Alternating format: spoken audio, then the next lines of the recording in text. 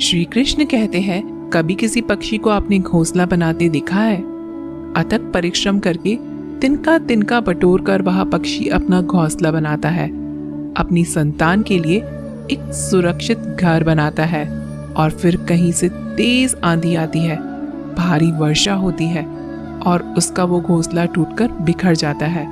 लेकिन वो पक्षी कभी रोता नहीं, बल्कि वो पक्षी बिना विलंब करे फिर से अपना घोंसला बनाने निकल जाता है और सफलता पाता है। श्री कृष्ण कहते हैं, फिर हम क्यों छोटी छोटी असफलताओं से प्रेरित होकर परेशान हो जाते हैं और क्यों प्रयास करना छोड़ देते हैं? कुल्हाड़ी की सिर्फ एक मार से पेड़ नीचे नहीं गिरता, हर चट्टान सिर्फ एक प्रयास से नहीं टूटती है।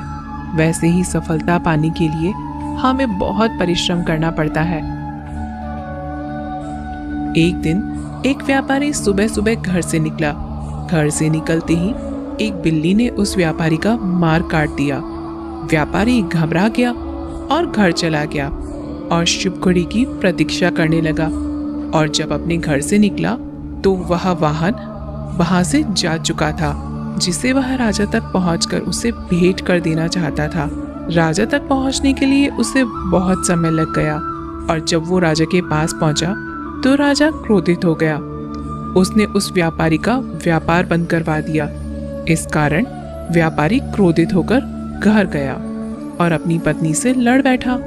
पत्नी अपने बच्चों समेत अपने मायके वापस चली गई और उस व्यापारी के जीवन में यदि कुछ रह गया था तो वह था केवल अंधकार। और इन सब का कारण वह बिल्ली को मानता रहा, जिसने उसका रास्ता काटा था। ऐसे ही एक दूसरा व्यापारी राजा को भेंट देने के लिए निकला।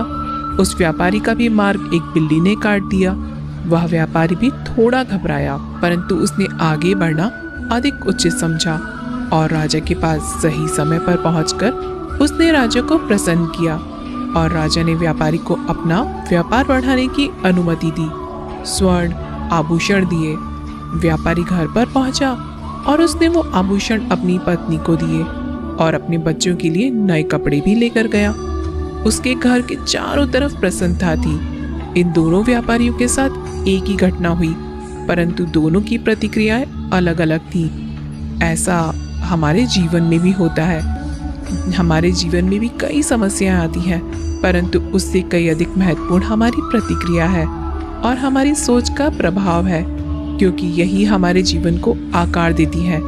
इसलिए अपनी सोच को सकारात्मक रखिए, आपका जीवन सदैव आनंदमय रहेगा। श्री कृष्ण कहते हैं कि क्या आपने कभी ब्रह्म मुहूर्त में जगकर देखा है? अगर नहीं तो एक बार जरूर जगकर देखिए। संध्या होने के पश्चात जब रात्रि का अंधकार सारे संसार को धीरे धीरे अपने अंधकार में निकलने लगता है, तो यही अंधकार ब्रह्म मुहूर्त में घोर होने से अधिक पूर्व तनिक अधिक काला हो जाता है। हमारे जीवन में भी कुछ ऐसा ही होता है। जब हमारे जीवन की समस्याएं अपने अंत पर होती हैं, तो यही समस्या एक भीषण रूप लेकर हमारे समक्ष प्रस्तुत हो जाती है और ऐसी परिस्थिति में अधिकतर लोग हार मान जाते हैं। परंतु यदि आप हार न माने और भय न रखें और निरंतर रूप से आगे बढ़ते जाएं, तो प्रकाश के रूप में हमारा स्वागत करने के लिए सूर्य सदा ही हमारे समक्ष प्रस्तुत रहता है। श्री कृष्ण कहते हैं कि हमारे जीवन में मित्र और शत्रु सबसे बड़ा महत्व रखते हैं। यदि गंभीरता से सोचा जाए तो ऐसा कोई क्षण नहीं होता जब हम अपने मित्रों के बारे में न सोचते हो या फिर अपने शत्रुओं के बारे में न सोचते हो। हमारा हर कार्य या तो मित्रों के हित के लिए होता है या फिर हमारे शत्रुओं के अहित के लिए होता है। हम हर स्थान या तो अपने मित्रों के साथ होते हैं या फिर अपने शत्रुओं के साथ। कोई नहीं चाहता कि उनका शत्रु प्रसन्न रहे। हर कोई अपने शत्रु को नष्ट कर देना चाहता है और ऐसा करने के लिए वो हर संभव प्रयास करता है।